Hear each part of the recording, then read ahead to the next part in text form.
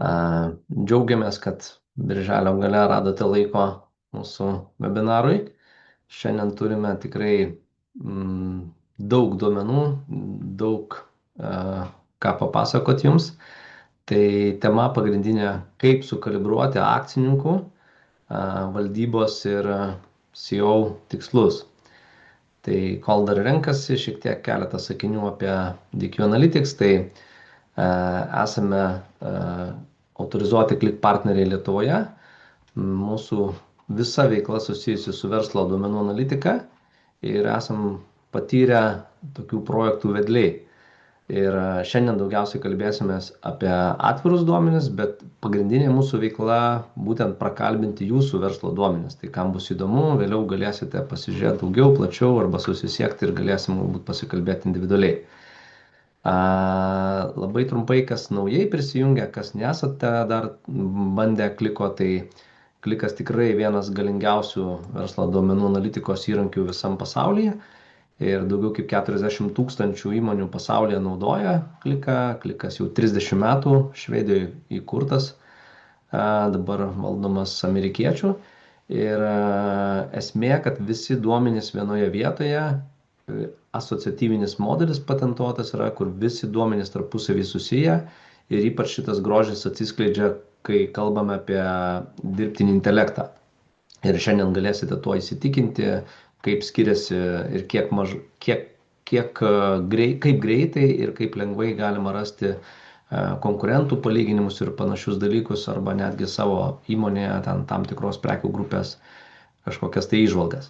Ir svarbiausia yra dar vienas akcentas, kad Klikas nėra uždaras ir jeigu yra vienas geriausių pasaulyje dirbtinio intelekto įrankių Claude, tai Klikas neužsidaro savyje, o nuo vasario mėnesio šių metų paruošė sertifikuotą integraciją ir jos dėka lengvai galima bendrauti su duomenimis natūralia kalba. Tai tiesiog tą ir pademonstruosim šiandien, kaip galima lengvai gauti įžvalgas iš šiuo atveju atvirų duomenų, bet lygiai taip pat tokius pačius metodus galima taikyti bendraujant su jūsų įmonės duomenimis, būtent natūralia kalba, klausant ir gaunant įžvalgas, atsakymus, prognozes ir panašiai. Ir dar labai trumpai tokį paieškojau šiek tiek tyrimų pasaulinių ir Europos lygių. Tai dažnai gauname tą klausimą, kad mes ir taip turim daug duomenų, mes ir taip labai nespėjam ir panašiai. Tai norėjau palyginti, kaip skiriasi sukuriama vertė vienam gyventojui, šiuo atveju Europoje, bet tas pats turiu ir pasaulinius tyrimus, ir Business Intelligent išlaidos gyventojui.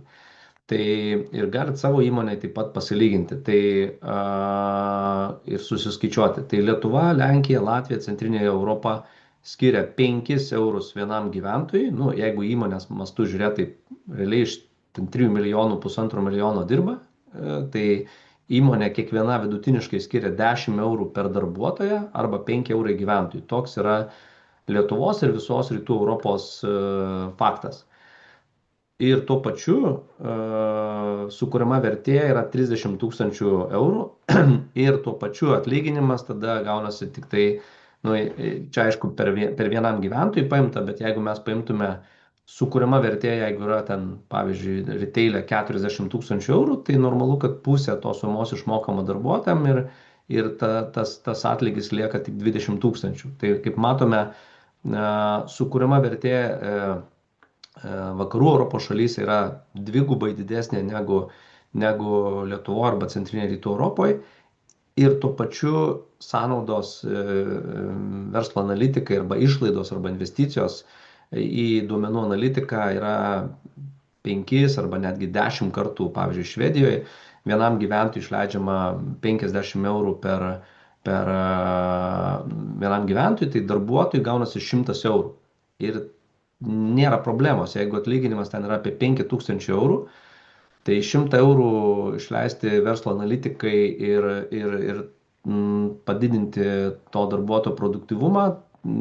Paprastai 1 euras investuotas į verslo analitiką sukuria 10 eurų pridėtinės vertės. Taip, kad tiesiog galit pasilyginti ir savo įmonės mastu irgi pasiskaičiuoti. Tai pagrindinė tema šiandien visgi, tai kaip gauti tas įžvalgas čia ir dabar. Tai ko reikia, kad tos įžvalgos būtų tiesiog čia ir dabar gaunamos natūralia kalba. Tai jūs galėsite vėliau, duosim nuorodą, galėsite išbandyti nemokamai Click Cloud technologiją 30 dienų. Jums reikės Claude arba nemokamos versijos, arba už 20 eurų galite pasimti mokamą versiją. Ir tam, kad būtų ką analizuoti, DQ Analytics dovanoja jums ir BI Free Salary, ir Business Efficiency, ir Lietuvos verslo efektyvumo duomenis nuo 2017 iki 2025 metų. Tai reiškia 9 metų duomenys, 150 tūkstančių įmonių duomenys su 34 rodikliais. Tai bendrai duomenų masyvas siekia daugiau kaip 50 milijonų toks duomenų masyvas, kurį užsikrovus jūs galite natūralia kalba klausti ir gauti iš karto įžvalgas. Be analitiko, be atidėjimo, ne po mėnesio, ne po savaitės, bet čia ir dabar. Tai trumpai kaip tai veikia, ko reikia, kad visa tai veiktų, kaip tuoj pat pristatysiu. Ir dabar mes keliausime į duomenis ir parodysim, kaip tas bendravimas su duomenimis vyksta. Tai gal pradžiai pradėkime tada nuo klodo. Tai bus aiškiau, kaip tas vyksta ir kaip tai paprasta yra. Tai aš naudoju šiuo atveju Cloud Cowork ir sakau, prašau surasti naujausią Click verslo efektyvumo aplikaciją. Tiesiog mandagiai klausiu, prašau prisijungę, suradau. Tada aš klausiu tokio klausimo. Noriu detalios ataskaitos apie įmonės Maxima LT rinkos dalies ir jos konkurentų rinkos dalies pokyčius. Analizuoti tos pačios veiklos grupės ir tik to paties dydžio įmonės, analizuoti tik tų įmonių rezultatus už 2017-2025 metų laikotarpį, kurių pardavimo pajamų duomenys yra pateikti už 2025 metus.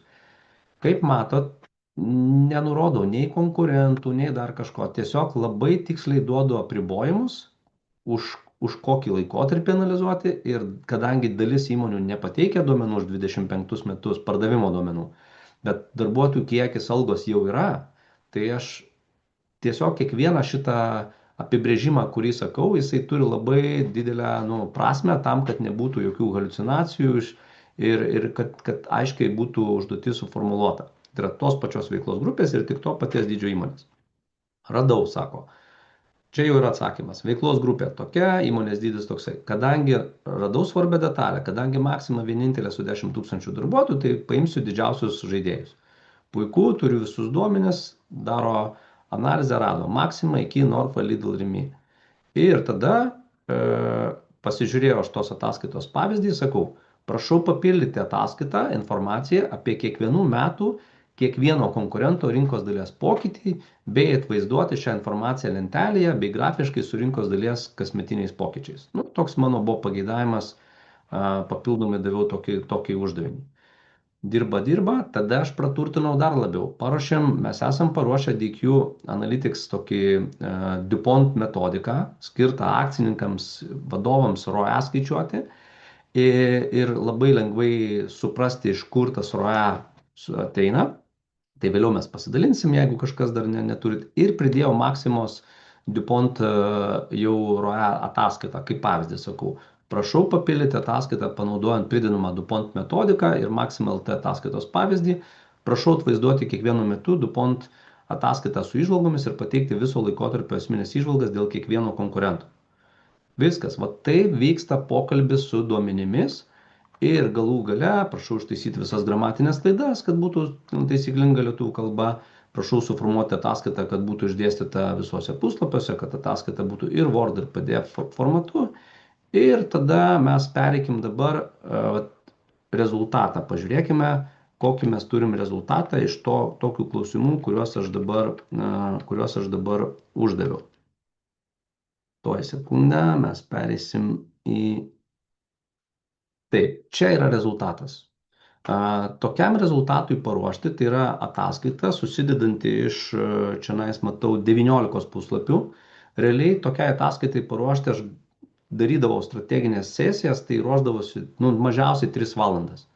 Tai dabar detaliai mes nekeliausim per ją, nes čia mes ją apduosime, pridėsime kaip pavyzdį, jūs galėsite ją pamatyti, bet iš esmės aprašyta metodologija, kokie yra pribojimai, tada pagrindinių išvadų santrauka. Maxima išlaikė lyderio poziciją, rinka sumažėjo nuo KEM 1,3 iki 33,8, mažėjo tokiu dydžiu, absoliučiais dydžiais augo, bet rinka prarado. Ir čia yra savininkam, valdybai, sakykime, mane ir apskritai CEO, nu, tada labai aišku signalai, ar mes čia ilgalaikė prasme gerai dirbam, ar turim vietos tobulėti. Tai svarbiausios tendencijos apie kiekvieną konkurentą. Dalis mažėja, Lidl sparčiausiai augo, Norfas turi stabiliausią ROE trajektoriją, iki ROE mažėja dėl apyvartinio turto kritimo, Rimi kritiška finansinė situacija. Tada einam, tai čia tokia globalios išvalgos. Tada rinkos dalies pokytis. Aš nedaviau jokių taisyklių, kaip tą padaryti. Suskaičiuota 17-15 pokytis procentiniais punktais, kasmetinis rinkos dalies pokytis. Vėlgi, kaip ir minėjau, ir mūsų webinaro šiandienai tema yra, kaip susikalbėti akcininkams su vadovais. Tai, kaip matom, pavyzdžiui, Norfos mažmena atėjus Lidlui, tik tai 2 metus buvo, kai prarado minus 0,25 18 ir minus 0,43% rinkos 21. Bet kaip matome, iš 9 metų, iš 8 metų, čia 2 metai šiek tiek prarado, visais kitais metais paiminėjo rinką. Tikrai labai skirtingos situacijos su rinkos paėmimu, išlaikymu arba praradimu. Ir kaip matome, Lidl Lietuva prarado rinkos dalį pirmą kartą per 8 metus. Tas didėjimas buvo po 2,12%, po to 0,35, 1,22, 0,1 ir minus 0,52 procentinio punkto prarado ir iš esmės visą tą rinkos dalį paėmė Norfos mažmena. Ir norim pamatyti tai grafiškai. Vėlgi, vizualiai tai geriau matosi, kad neskaičiais kartais mes nepamatome. Norim paprašym atvaizduoti grafiškai, prašau, kiekvieni metai atvaizduoti, kiek kuris žaidėjas paėmė rinkos dalies, kas kiek prarado. Toliau, tendencija rinkos dalies ilgalaikė per 9 metus, kaip keitėsi iš karto ir kokia dinamika. Tada jau konkrečiai Maximos detaliai visa rinka, rinkos dalies pokyčiai, tada eina parodoma visa rinka absoliučiai ir visų įmonių su 25 metais duomenimis. Mes suprantam, kad rinka iš 3,7 milijardo pakilo iki 6,8 milijardo. Čia tada yra rinkos dalies pokytis per metus, nes aš prašiau tos informacijos, ją ir gauname. Dar čia viena svarbi įžvalga, kad ne tik išanalizavo tas 5 įmonės, bet ir kitas visas įmonės išanalizavo ir likusios veiklos tos grupės įmonės sudaro 16-17%. Tai reiškia, kad per 8 ar 9 metus iš esmės kaip buvo 83-82%, šitie 5 žaidėjai sudaro 82% visos maisto prekybos rinkos. Tai rinka labai yra tokia oligopolinė, vadinkim netgi. Toliau, DuPont analizė. Uždaviau klausimą, prašau panaudoti DuPont analizės metodą, kas tai yra akcininkam, bet tikrai svarbiausias, vienas iš svarbiausių rodiklių nuosavybės grąža, bet labai skirtingos dedamosios. Tai yra pelningumas arba net profit margin, turto apyvartumas ATO ir finansinis svertas ar financial leverage. Ir realiai, kaip matome, nepriklausomai nuo to, pavyzdžiui, kad Maxima LT ten mažėja rinkos dalis, tačiau Maximos nuosavybės grąža yra tiesiog fantastinė. 30-42% nuosavybės grąža per metus yra 2,5 metų ir nuosavybė dvigubėja. Tai kaip matome, akcininkų grąža yra tiesiog fantastinė. Kaip matome kitus, iš karto vėlgi pažymėta žalia daugiau negu 20, mėlyna nuo 10 iki 19, pilka arba raudona, kai mažėja, vėlgi sugalvota iš karto kodavimai, viskas suruošta, tiesiog imi analizuoji žalia, raudona, iš karto viskas aišku. Ir tada aš paprašiau, kad kiekvienų metų duokite įžvalgas. Tai yra kiekvienų metų DuPont analizė, įžvalgos. Kiekvienų metų DuPont analizė, įžvalgos. 19 metų DuPont, 20, 21, 22, 3, 4, 5 ir tada DuPont analizė suminis jau tada grafikas, kaip keitėsi ROE, kas akcininkam turbūt vienas svarbiausių rodiklių, nuosavybės grąža. Ir tada dar išskaidyta atskiri komponentai. Tai kad suprasti, kaip keitėsi net marža, kaip keitėsi turto apyvartumas. Ir matome, turto apyvartumas dabar pas ką gerėja, tai realiai Rimi Lietuva ir Norfos mažmena. Be abejo, reikia vertinti turtą, žiūrėti ilgalaikis, trumpalaikis turtas, kas nuomoja, kas, ta prasme, yra niuansų, tikrai finansistai šitos dalykus geriau gali išsiaiškinti, bet tendencijas bendras ir pamatyti, kas vyksta rinkoje ir kas yra geras turto apyvartumas ir kas yra gera tendencija, turi puikiai suprantam turbūt. Jeigu turto apyvartumas prastėja, tai turbūt nieko gero, nes tam pačiam apyvartos 1 eurui sugeneruoti įdarbinama vis daugiau, reikia daugiau turto. Finansinis vertas, ne, ir tada dar kitų kampų užduotas buvo klausimas, tai padarykit įžvalgas viso laikotarpio esminės išvados kiekvienam konkurentui. Tai yra ne per metus paimta, bet paimtas konkurentas ir jo bendrai viso laikotarpio įžvalgos. Tai Maximal T dominuoja pelningumu, stabilumu, rinkos dalies neigiamai veikia turto apyvartumą, tačiau ROE auga dėl gerėjančios maržos ir kontroliuojamo sverto. Taip pat dėl iki, taip pat tarp Norfos, tarp Lidl ir Rimi. Tai dabar aš gal šiek tiek noriu jūs pargrįžti tada prie klodo ir paprašyti tokio dalyko. Padarykime eksperimentą. Gal sureaguokit, prašau, kokį sektorių arba įmonę, pasakykit, kokio konkurento arba kokios veiklos sektoriaus norėtumėt, kad padarytume dabar, čia ir dabar su klodu ataskaitą. Čiate tiesiog galite sureaguoti. Ar turim, Gitaute, ar turim kas tiesiog arba konkurento pavadinimą nurodykit, arba veiklos sektorių. Taip, yra pora pasiūlymų - logistikos sritis arba baldų pramonės medienos. Gerai, gal čia bus aiškesnis toksai baldų gamyba. Tai va, aš paimsiu dabar taip, va, nusikopijuoju prieš tai buvusi promptą, įkeliu į čia ir sakau, prašau paruošti analogišką ataskaitą, veiklos sektorius. Padarykim tada baldų gamybą. Yra Aš pasiūlymas dar konkrečios įmonės. Tai užteks dabar čia kaip pavyzdį baldų gamyba top Gerai. 10 įmonių pagal 25 metų pardavimo pajamas. Tiesiog, kadangi visi galės tą dalyką pasidaryti nemokamai ir visi gaus, tai tiesiog gal čia dėl mokymosi tikslais gal tą vieną įmonę nežiūrėkim tiesiog, kad nebūtų kažkokių paskui įžvalgų nereikalingų, sakykime. Tai aš padariau promptą. Parašau paruošti analogišką ataskaitą veiklos sektoriaus baldų gamyba top 10 įmonių pagal 25 metų pardavimo pajamas. Viskas. Palieku dabar dirbti, realiai 15-20 minučių turėtų tokį laiką turėtų pratikrinti visus duomenis, nes kaip minėjau, tai va, matom, dėja, klik MCP serveris nutrūko. Gerai, taip. Gerai, tai mes turime tada nueiti į connectionus ir atnaujinti ryšį, reiškia.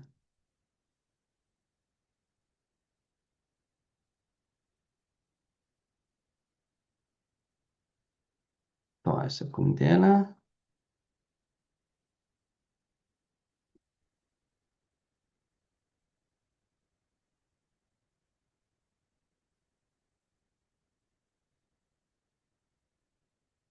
Taip, tai dabar reziumė, kad mes paliksime šitą būtent darbą dirbti. Taip, ar pavyko prisijungti? Tiesiog natūralia kalba klausimam klausiam, ar pavyko prisijungti. Ir būtent ko, taip, ryšys atnaujintus, pradeda rinkti baldų gamybą ir jūs visada galite netgi matyti, tai kasgi vyksta su jūsų duomenim, kokius uždavinius daro, bet iš esmės tai galima dirbti savo darbą. Ir kaip pavyzdį dabar, kol čia darbuosis, einame mes į būtent kliko tada aplinką. Ir tada kliko aplinkoje pabandysime padaryti tą patį pratimą su tais duomenimis, kurie yra vat, kliko aplinkoje. Tai pavyzdžiui, pasiemam dabar apdirbamoji gamybą, pasiemam pagal sektorių tada baldų gamybą ir realiai vat, imkim 25 metus ir pasižiūrėkime pagal įmonės pavadinimą. Taip, pagal pardavimo pajamas mes turėtume gauti, vat, čia dabar 10 įmonių, mes turėtume gauti vat, tokį rezultatą. Freda, Klaipėdos mediena, Freda 2, Narbutas, Inonline, Vilniaus baldai, Klaipėdos baldai, Visagino linija, Sakona ir Aktona Lietuva. Tai jeigu jūs jau mokate naudotis ir žinote, kaip naudotis kliku, tai tą galima padaryti va, tokiu greičiu, kaip tik pamatėte. Ir dabar, kol daro įvairiausias įžvalgas Klodas savarankiškai, mes nukeliausime prie kliko suskaičiuotų įvairiausių reitingų ir rinkos dalies ir pažiūrėsime, kaip tai atrodo, kaip visa tai atrodo būtent su kliku. Taip, dirbamoji gamyba. Tai padėsim stambios įmonės. Ir tada dar tuo pačiu parodysiu, mes nepaklausėm to dalyko, bet dar lygiai greičiai parodysiu, kaip tai atrodo su atlyginimais. Nes viena tema yra verslo efektyvumo duomenys, o kita tema yra atlyginimai. Tai mes to klausimo dar neuždavėm, bet užduosime, reiškiasi, vėliau, jeigu norėsime. Tai dabar klikę aš paimu baldų gamybą ir lygiai taip pat baldų gamyboje dar kartelį susirūšiuoju ir noriu pažiūrėti top 10 Lietuvos įmonių, kurios turi didžiausias pajamas ir koks yra jų reitingas. Tai kaip matome, čia jau yra suskaičiuota ir yra paruošta šitie duomenys, tai reiškia pagal mūsų tam tikrus kriterijus, tai dabar paimkim konkretų pavyzdį. Pardavimo pajamų pokytis, reiškia pelnas, ROE ir tik tai dabar šiuo metu greičiausia tą patį apsą naudoja ir Klodas, tai mes vėliau į šitą pargrįšim. Aš dabar dar parodysiu greitai būtent šitos atlyginimų reitingus, nes tegul dirba Klodas su tuo apsu, o mes tuoj pat pažiūrėsime, kaip atrodo atlyginimai. Tai baldų gamyboje atsirenku aš dabar tas pačias įmonės pagal, pavyzdžiui, darbuotojų skaičių ir tada paėmus top 10 Lietuvos baldų gamybos įmonių, mes turime tada tokį rezultatą. Kas moka daugiausiai, kas moka mažiausiai. Tai čia yra parodytas tiesiog metodas, kai jūs žinote, ko ieškoti, kai yra asociatyvinė analitika, sakykime taip, visi duomenys tarpusavį susiję, kokiu greičiu jūs galite atsirinkti, sakykime taip, ir suprasti apie įmonės konkurencingumą. Tai šiuo atveju čia mes dabar pažiūrėjome tiesiog absoliučius skaičius, bet dar vieną labai svarbų dalyką noriu parodyti. Tai noriu parodyti, kad realiai galima turėti ne tik atlyginimų faktą, bet iš esmės galima turėti ir atlyginimų prognozes. Tai aš dabar sugrįšiu į prezentaciją ir parodysiu pavyzdį, kad realiai, jeigu jūs užduosite klausimus apie darbo užmokesčio, pavyzdžiui, prašau paruošti mažmeninės prekybos veiklos sektoriaus darbo užmokesčio prognozę artimiausiams mėnesiams. Nu, tik stambios įmonės. Pagal šiuos rodiklius. Vidurkis 25 kvantilė, mediana 75 kvantilė. Ką tai reiškia? Tai reiškia, kad mes ne tik faktinius duomenis galime analizuoti jau užduodami natūralia kalba, bet galime labai su pakankamai nedidelėm paklaidom gauti prognozę, kaip keisis vidurkis, kaip keisis 75 kvantilė, kaip keisis mediana ir kaip keisis 25 kvantilė. Tai reiškia, kad čia aš parinkau tiesiog mažmeninės prekybos stambios įmonės, bet jeigu jūs turite labai konkrečius konkurentus savo konkrečioj, nežinau, apskrityje ar savivaldybėje, tai labai tiksliai galite išvardinti 8 ar 10 ar 12 ar 30 savo konkurentų ir tokiu būdu gauti va tokio lygio įžvalgas ir tokio lygio atsakymus. Tai aš dabar pargrįžtu galbūt dar, kad jums būtų aiškiau, parodysiu keletą dar kitų pavyzdžių, nes bus tiesiog galbūt aiškesni, kokio rezultato jūs galite, sakykime taip, tikėtis. Tai dabar aš tokiu pačiu pagrindu uždaviau klausimą, prašau paruošti variklinių transporto priemonių mažmeninės prekybos rinkos analizę. Uždaviau kitą sąlygą, sakiau, prašau paimti tik tas įmonės, kurių 25 metų pardavimo pajamos viršijo 50 milijonų eurų. Nu, taip aš sugalvojau, tokia buvo mano papildoma sąlyga įdėta, nes aš nenoriu, kad ten man lygintų įmonės, kurios daro 100 milijonų su įmonėm, kurios daro 3 milijonus. Vėlgi, analizuojamas laikotarpis toksai, DuPont analizė taikoma tik top 8 įmonėm, daugiau kurios 100 daro, va, taip, čia ne aš nusprendžiu, tiesiog taip sumažinau imtį iki tiek, o viso analizuojama 15 įmonių. Vėlgi, kaip matot, pagrindinių išvadų santrauka atsirinko konkrečias įmonės, vėlgi esminės svarbiausios tendencijos išvardintos, taip, ties pagrindiniais konkurentais. Vėlgi, principas tas pats. Turime įmonės su 17 dalim 25 ir kokį akcentą noriu užduoti, kad nereikėjo realiai visų jau papildomų klausimų uždavinėti nereikėjo. Mano klausimas buvo, prašau šitos Maximos LT ataskaitos pavyzdžių paruošti reiškiasi, dar vieną reiškiasi, ataskaitą, tik tai kitam sektoriui su kitokiais apribojimais. Vėlgi turime kasmetinis rinkos dalies pokytis pagal kiekvieną, aišku, čia yra, kaip sakyti, mokymosi tikslais tai yra padaryta. Be abejo, čia reikėtų atsirinkti jums tik savo konkurentus, nes kaip pavyzdį tikrai žinau, kad Scania Lietuva prekiauja ten krovininiais automobiliais, ne, kitur yra tik tai lengvieji automobiliai, tai jūs tikrai gerai žinot. Jums reikia vienintelį dalyką žinot, konkurentų pavadinimus, ir galite turėti galutiniam rezultatą va tokio lygio ataskaitą.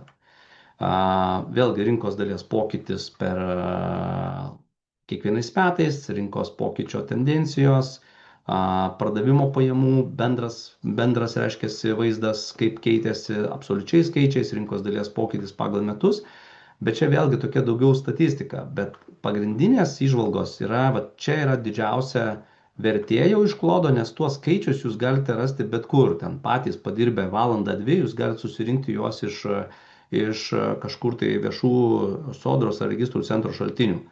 Tuo tarpu įžvalgas, kurias reiškiasi čia pateikiama su DuPont, pavyzdžiui, metodu, jau tikrai nerasite niekur ir tai yra unikaliai sugeneruotos, reiškiasi,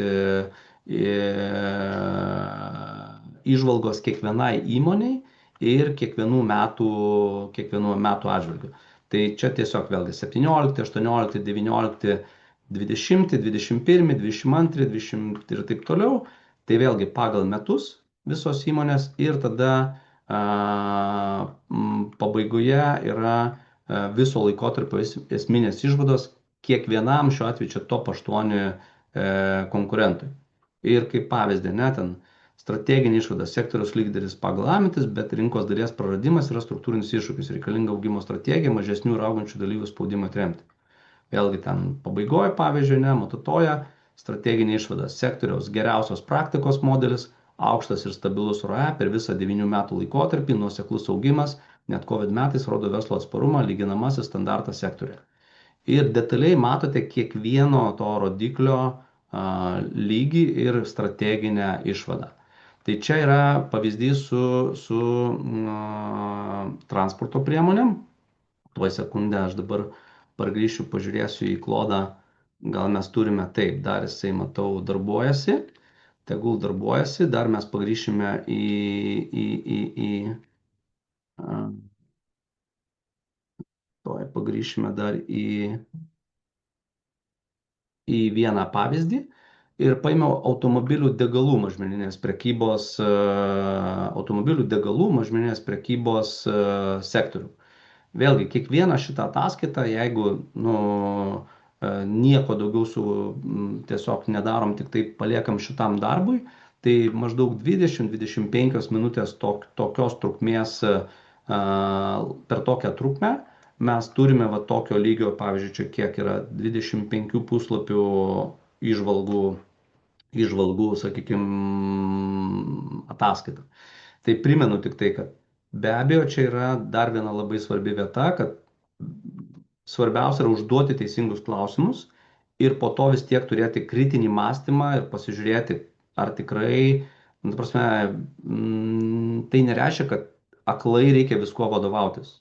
Tai yra įžvalgos, kurios čia yra padarytos, turi būti ir finansų vadovo, ir direktoriaus, ir savininko prielaidos, išvados, ką lyginti, ko nelyginti ir tikrai čia dar žmogaus proto tikrai reikia ir kritinio mąstymo čia tikrai reikia. Bet pagrindinės išvados, kas labiausiai top 3 įmonės valdo 67% rinkos. Ir tai žymiai daugiau, pažiūrėjau, automobilių sektoriuje. Tada klausimas, kas prarado rinkos dalį, kas ją paėmė. Prašau, turėjo tiek. Ir čia vėlgi akcentuoju ilgalaikį skirtumą tarp, reiškia, ne 1 metų, ne 2 metų, kur kažkokie tai įvyko pasikeitimai, bet ilgalaikės tendencijos, kasmetinis pokytis. Vėlgi čia, pavyzdžiui, jau yra dominuoja, kad čia prarado, čia paėmė, prarado, paėmė. Tai reiškia, jau nėra tokių, pavyzdžiui, kaip Maxima žiūrėjo mane ištisai visus ten 9 metus praradinėjo rinką, kaip pavyzdį.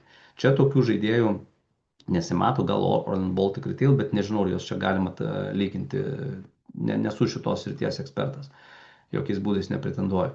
Grafinis atvaizdavimas kaip rinkos dalis keičiasi. Akivaizdžiai matom, dėl pirmos vietos, pirma, antra vieta keičiasi Viada su Circle K, kaitaliojasi rinkos lyderiai ir labai skirtingi rezultatai skirtingais metais. Ne? Ir tai labai aiškiai atspindi grafiškai, iškart suprantam, kad jeigu jau paimama rinka arba prarandama rinka po 3, po 4, po 6 ar 7%, tai kažkas vyksta reikšmingo tais metais toje rinkoje. Toliau, pavyzdžiui, čia matom, kad visi 10 žaidėjų sudaro netgi 92% visos. Tai va, top 10 sudaro 93% rinkos, sektorius yra labai koncentruotas. Tai kažkam į jį įeiti, kažką čia nais pradėti investuoti ir kaip matome, iš vis 3 žaidėjai kartu sudėjus sudaro arba čia apie 66, 9, tai 75%, 4 žaidėjai 75% rinkos. Tai rinka tikrai labai yra, kaip čia netgi išsireikšti, yra kažkur tai oligopolinė. Tai apie rinką detaliai įžvalgos, struktūriniai pokyčiai, DuPont analizė vėlgi, pagal kiekvieną konkurentą. Ir tada pabaigoje mes turime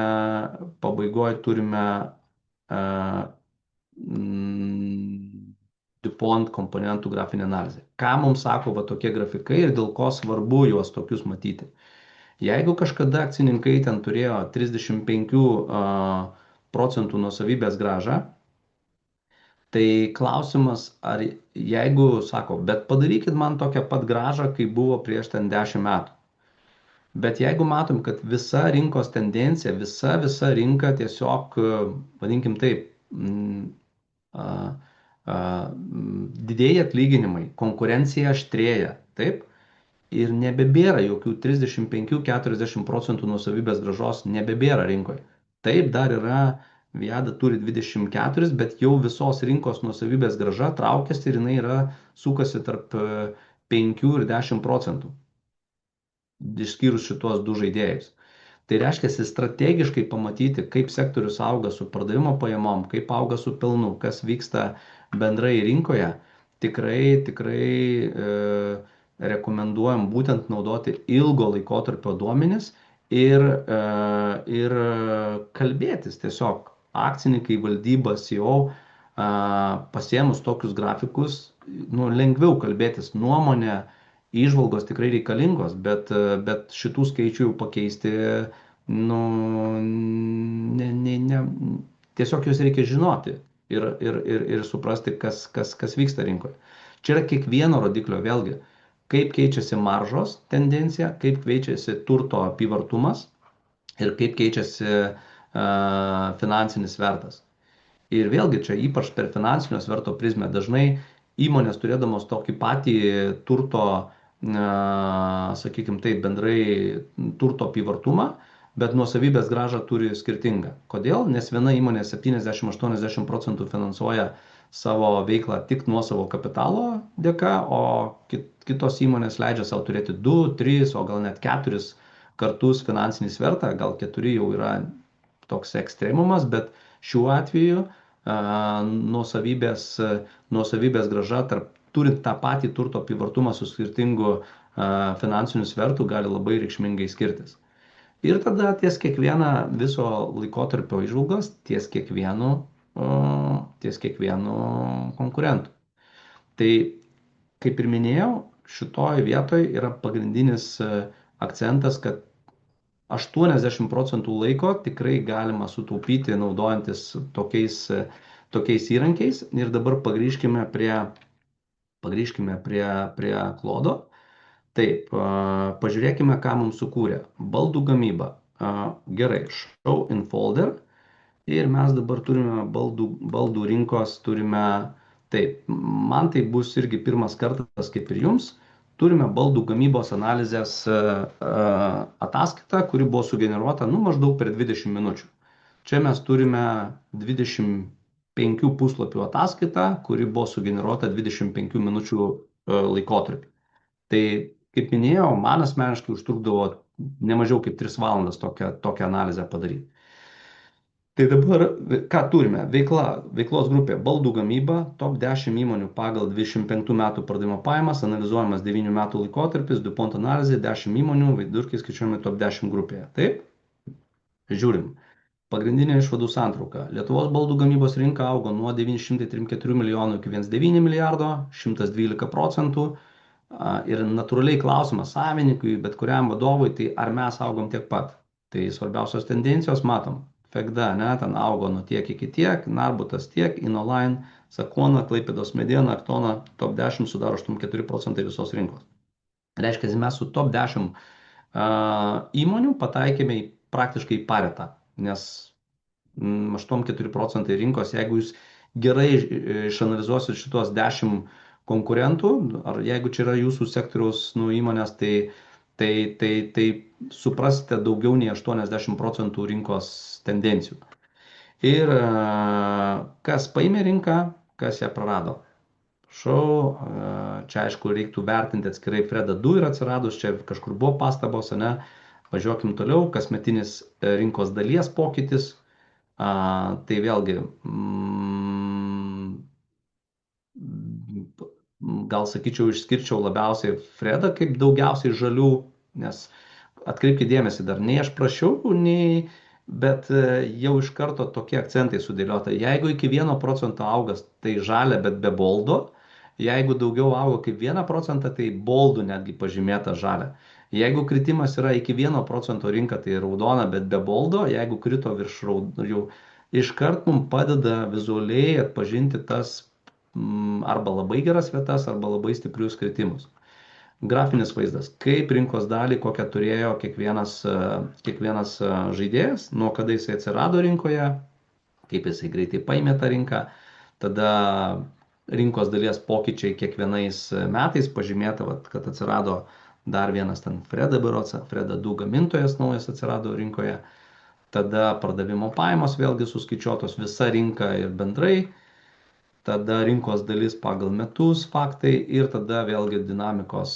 Čia bendrai visos rinkos santrauka, ne, kad rinka paaugo tiek, nedidelis sulėtėjimas 20-ais, rekordinis augimas čia COVID laikotarpis, ne, tada paklausos korekcija, rinka susitraukė nuo 1,9 iki 1,6 ir prasidėjo normalizacija. Struktūriniai pokyčiai Freda konsolidavosi, maržos daug aukštesnės nei mažmeninės prekybos, eksportas pagrindinis augimo variklis ir agresyvi investicija čia in online, matosi, plėtėsi. Tada vėlgi per kiekvieną žaidėją DuPont reiškia analizė.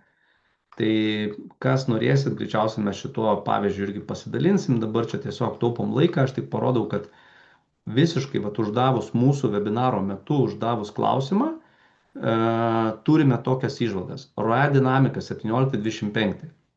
Jeigu 17 metais baldų gamybos įmonių buvo, kurios ROE turėjo ir 40, ir 50, ir 60%, ir jeigu savininkai dar turi tokią svajonę ir sako, padarykit man tokią 60% nuosavybės grąžą, kaip buvo per COVID, nu tai norėti tai galima, bet rinkoje tai matom, kurioje vietoje dabar yra su šitom, rinka tampa brandi, konkurencija aštrėja. Jeigu čia buvo tik spėk gaminti ir ten spėk vežt, tai čia reikia jau pakonkuruoti ir su savo efektyvumu, ir su savo procesais, ir su analitika, ir atsirinkti produktus pačius, tik tuos, kurie pelningi, tie, kurie nepelningi, jų atsisakyti, nesvarbu jau čia apyvarta, nes jeigu jisai nuostolingas, tai geriau jo neturėti. Ir kaip matome, viskas grįžta į savo tokias normales ribas. Ką reiškia normales? 20% nuosavybės grąža, tai akcininkam nuosavybė vis dar didėja, tada per 5 metus nuosavybė padvigubėja. Čia fantastinis dar yra biznis. Tik tai, kad ne visiems, ne pas visus tokia nuosavybės grąža, netgi iš tų top 10 žaidėjų yra. Ir tada klausimas, kaip keičiasi marža. Taip, jinai traukiasi, akivaizdžiai jinai važiuoja žemyn, bendrai visų rinkos, norim detaliai analizuoti.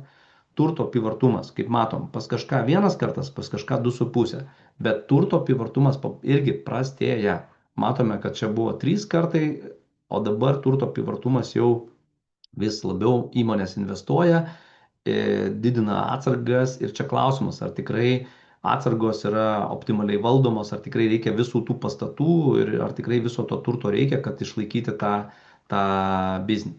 Ir čia yra svertas, jau čia atskirai galbūt finansininkai geriau gali pasižiūrėti svertą ir susigaudyti. Strateginės įžvalgos kiekviena įmonė. Vėlgi, kaip primenu, kritiškai reikia į tai žiūrėti.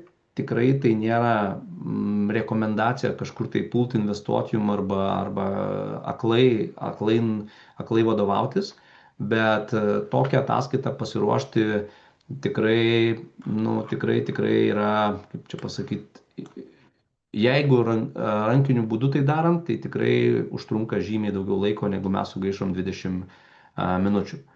Tai dabar... Turime dar porą klausimų. Taip. Klausimas, čia tik Lietuvos atveju, iš kur imami duomenys? Tai čia yra paimta dabar konkrečiai 2017-2025 metų duomenys.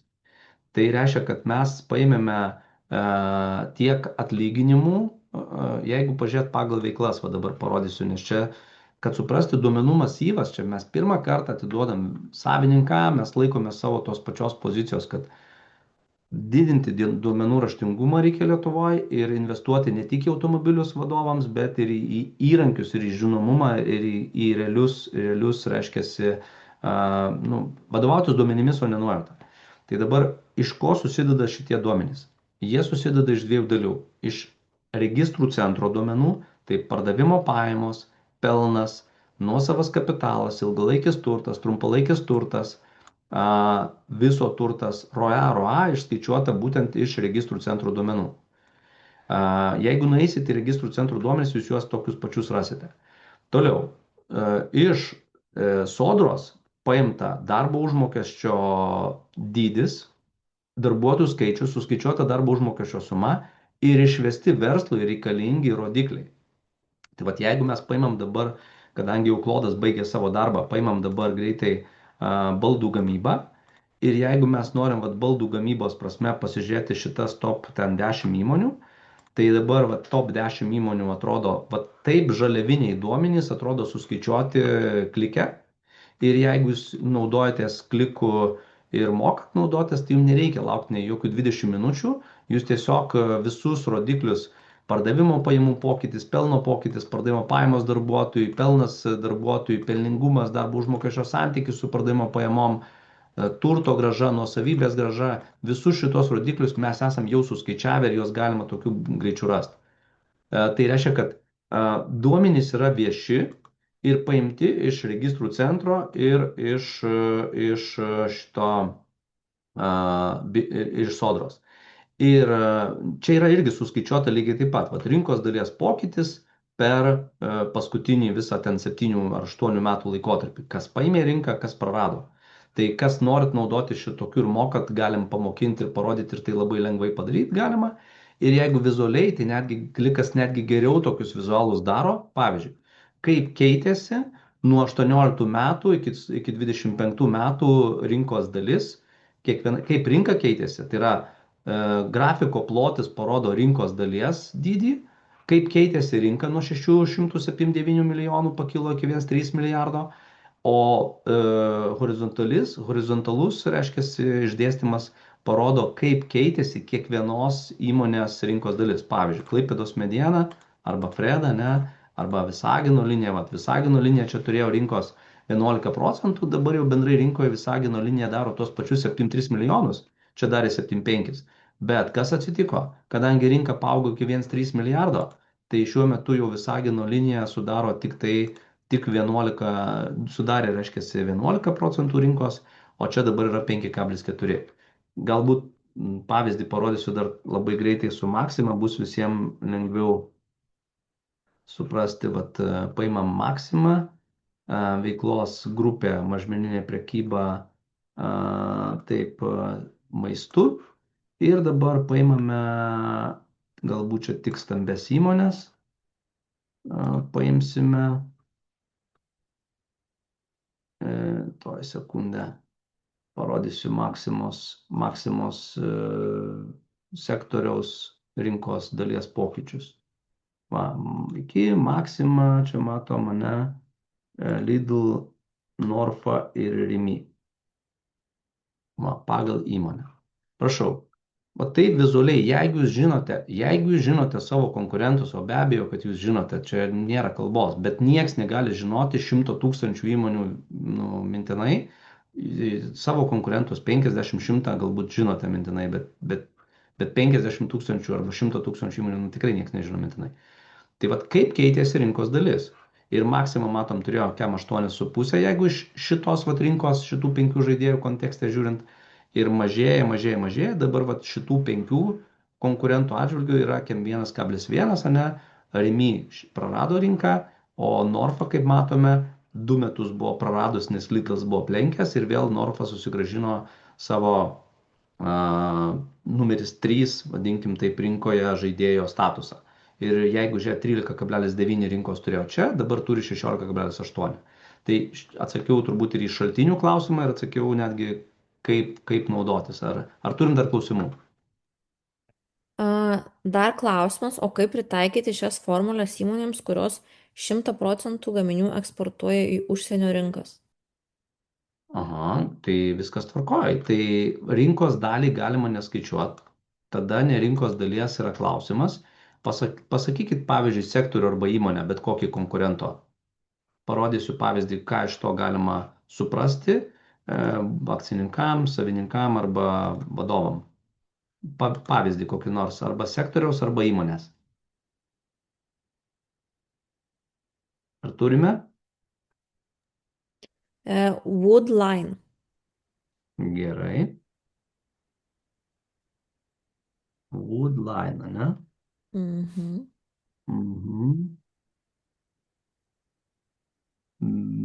Pažiūrėsim, gal čia turbūt su...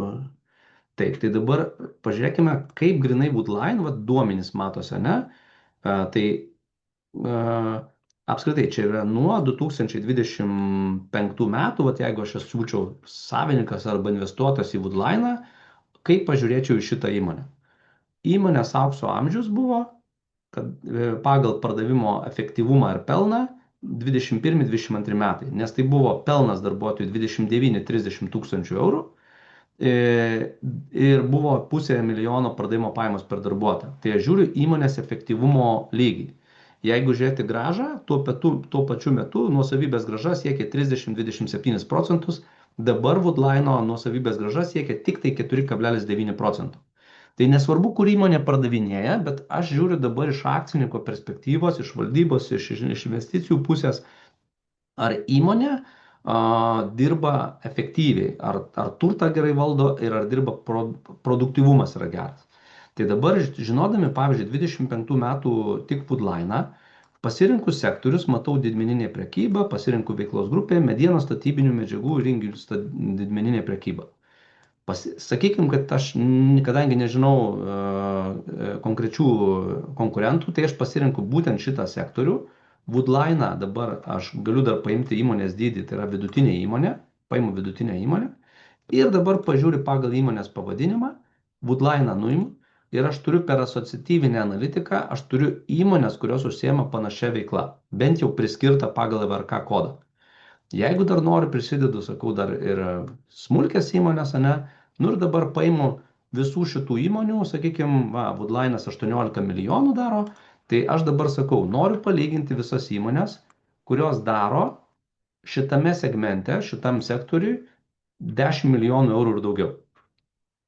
Ir man tada jau atsakymas kaip akcininkui arba vadovui arba valdybai, tai ar šitam sektoriui galima padaryti biznį. Galima. 25 metais nuosavybės graža siekia 15,8 procento, pelnas vienam darbuotojui siekia 25 tūkstančius eurų, pardavimo pajamos per darbuotoją siekia 583 tūkstančius vienam darbuotojui. Ir jeigu man aktualu suprasti šito dabar, vat, aš pasidarau bookmarksą tada čia, sakau, kritinio bookmarks, sakau, čia nais yra Woodline, kad jisai man niekur nedingtų. Tai reiškia, aš jį visada galėsiu per visus kitus puslapius keliaujant analizuoti ir man domina šitos įmonės iš viso reitingai. Tai aš nukeliauju į reitingų langą ir mano klausimas skamba dabar taip. Kas šitam sektoriui yra geriausi lyderiai? Tai 25 metais, jeigu aš dabar turiu 25 metus uždėjęs, Server, Williams Baltic, Litforina, Ako, Timbel ir Milsa, va čia yra įmonės, kurios yra top 10 turi aukščiausią reitingą. Pažiūrėkit, kokie jų rodikliai. Pardavimo pajamos visur praktiškai virš pusės milijono arba milijonas, pelnas visur virš 50 tūkstančių eurų. Kas šitam sektoriui generuoja geriausią pelną per darbuotoją? Prašau, 14 įmonių, kurios turi 26 tūkstančius eurų pelną per darbuotoją didesnį. Tai reiškia, kad yra šitam sektoriuje įmonių, aišku, reikėtų atsifiltruoti tik tai konkrečius konkurentus, bet mano klausimas, ar aš investuočiau į įmonę su 5 procentų nuosavybės graža, ar aš būčiau labai patenkintas? Greičiausiai ne, dėl to, kad yra bent 20 įmonių, kurios generuoja šitam sektoriui 16 procentų nuosavybės gražą ir didesnę. Ar yra įmonių, kurios mažesnę turi nuosavybės gražą? Taip, yra. Va, prašau, įmonės yra ir Woodline'as šiuo atveju bendrai užima 35 reitingą iš tuoj pasakysim, kiek įmonių.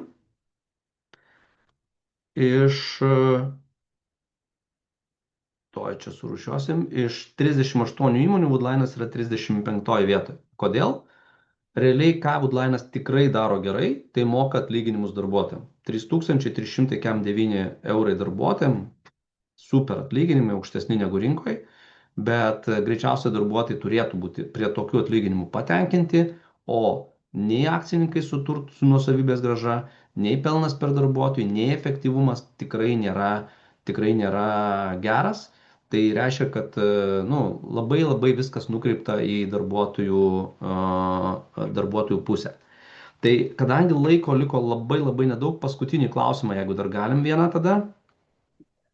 Dar prašymas vieną įmonę pasižiūrėti. Taip. Tai būtų Global SNAS UAB. O sekundę. Global. Taip, tarpas S, N, U, S. Gerai. Pažiūrėkim, ar yra. Gerai, Global. Taip. Taip, turime duomenis. Tai čia matosi buvo mažesnė įmonė, nes net neturėjo 1-2 darbuotojai, net nėra algų. Tai 25 metus paimkime ir 25 metų atžvilgių pažiūrėkime pasavimo, pakavimo veikla. Tiesiog visas įmonės pažiūrėkime vidutinio ir stambaus dydžio įmonės. Tai jeigu dabar žiūrime visas įmonės, kurios bent milijoną eurų daro, tai kaip matote, klikas gali greičiau padaryti negu klodas tokias ataskaitas, bet reikia mokėti šiek tiek naudotis. Bet kaip minėjau, jeigu vadovai išmoksta automobilį vairuoti, tai čia kliką vairuoti yra vienas juokas. Tai kaip matom, Global SNAS yra labai labai geri rodikliai, tiesiog fantastiški šitam sektoriui. 229 tūkstančiai pardavimo pajamos per darbuotoją, kai rinkos svertinis vidurkis 8 tūkstančių, 3 kartus geriau. Ar yra dar kas geriau daro? Taip yra. Dar yra keletą įmonių, kurios daro geriau pardavimo pajamas per darbuotoją, bet čia yra 4. vieta ir ženkliai geriau. Tada pelnas per darbuotoją 100 tūkstančių, kem 3 procentai pelningumas, 3,5 tūkstančio atlygis, 91 procentas nuosavybės grąža, 74 procentai turto grąža. Kaip matote, jums reikia kaip vadovam tiesiog skirti spalvas. Jeigu įmonė paėmus visuose aspektuose yra žalia, reiškia vieną labai paprastą dalyką, įmonė viską daro geriau negu rinka. Tai vat su ta gaida, kaip sakant, labai gražia norisi pereiti į visiškai mūsų pabaigą mūsų pristatymo. Tai dabar, jeigu kažkas norite analizuoti duomenis taip, kaip mes dabar darėme, tai galite drąsiai skanuoti šitą QR kodą ir nusiskanavus šitą QR kodą jūs galite parsisiųsti visus reikalingus appsus, užsiregistruoti 30 dienų nemokamai klikui ir tokio lygio ataskaitas, kokias dabar rodžiau per šitą webinarą, jūs galėsite pasidaryti savarankiškai su savo pasirinktais konkurentais. Jeigu reikės pagalbos, susisieksit, padėsim tai padaryti, bet iš esmės tai yra pilnai paruošta instrukcija, self-services ir jums tai reikia susijungti kliką, instaliuoti šitas mūsų sukurtas aplikacijas, prisijungti klodą ir galėsite nemokamai savo pasidaryti tokio lygio ataskaitas. Pridedam dar papildomai ir promptus, tai yra užklausas. Čia yra pavyzdys, kokias užklausas aš naudojau šiandien ir šitam webinarui ruošiantis. Be abejo, čia yra tik pavyzdžiai, jūs galite kokius norit klausimus uždavinėti, bet čia jums yra pavyzdžiai, kad jūs žinotumėt, ko galima klausti ir kaip greitai galima turėti tokias kokybiškus rezultatus. Rekomenduoju, pridėkit pavyzdį ataskaitos ir sakykit, noriu tokios pačios ataskaitos, o paskui dar papildykit dar tuo ir tuo. Čia yra BI Free Salary, kaip minėjau. Jeigu nori sužinoti, kaip jūsų įmonės konkurencingumas pasikeitė per 8 metus ir ar jūs vis dar esat konkurencingi, klauskit savo įmonės versus tokiu konkurentų ir gausit labai greitas įžvalgas ir greitus atsakymus. Ir be abejo galite tai naudotis ir BI Free Salary, bet galite tai naudotis ir su klodu. Prognozės, jau minėjau, galite klausti iš tų duomenų, padaryk prognozės ir parodyk, kaip mūsų konkurentų prognozė yra, kaip mūsų įmonės prognozė yra. Ir pabaigai, kadangi čia vadovai, dažniausiai valdybos nariai susirinkę, tai akcentuoju, kad jeigu vienas verslo analitikas kainuoja mažiausiai 3000 eurų per mėnesį, tai net mažom įmonėm tai rekomenduojam pradėti nuo starterio, tai kad visą tai pasibaigus trialui, kad galėtumėt naudotis, įmonė turėtų investuoti 300 eurų ir realiai 10 vartotojų gali naudotis ir uždavinėti klausimus, o mes savo ruoštų dovanojame visus, praturtinam appsus, iš kurių galite turėti daug naudos, susirasti naujų klientų, su klientais, kuriais dirbat, sakot, parodyk man visus to sektoriaus klientus, su kuriais dar nedirbam. Parodyk klientus, su kokiu reitingu mes dirbam. Paaiškėja, kad jūs dirbate tik su žemiausio lygio reitingais klientais, o su klientais, kurie turi geriausius reitingus, net nesat susisiekę ir tai nėra jūsų klientai. Tai čia atvirų duomenų panaudojimui, bet sekantis etapas yra ir jūsų įmonės duomenų panaudojimui. Didesniem įmonėm rekomenduojam ClickCloud standartą, tai reiškia, kad jūs 0,3 etato, 825 eurai tai yra 0,3 etato. Realiai neribotas analitikos vartotojų skaičius ir jūs realiai turite už trečdalį etato, jūs galite aprūpinti visus savo, kad ir 10, kad ir 20 vadovų, aprūpinti visais šitais duomenimis ir be abejo praturtinti savo duomenimis ir tokiu būdu kalbėtis su duomenimis kaip su savo pagalbininku produktyvumo didinimu. Ir be abejo, kurios jau įmonės labai daug nori ir klausimų bendrauti ir turi daug duomenų, tai yra ir premium lygio sprendimas, kuris kainuoja jau 2700 eurų per mėnesį, bet čia yra turbūt iki to reikia užaugti. Tai ačiū visiems už dalyvavimą. Jeigu kažkam buvo įdomu ir naudinga, tai tikrai kviečiu sekti LinkedIn'e.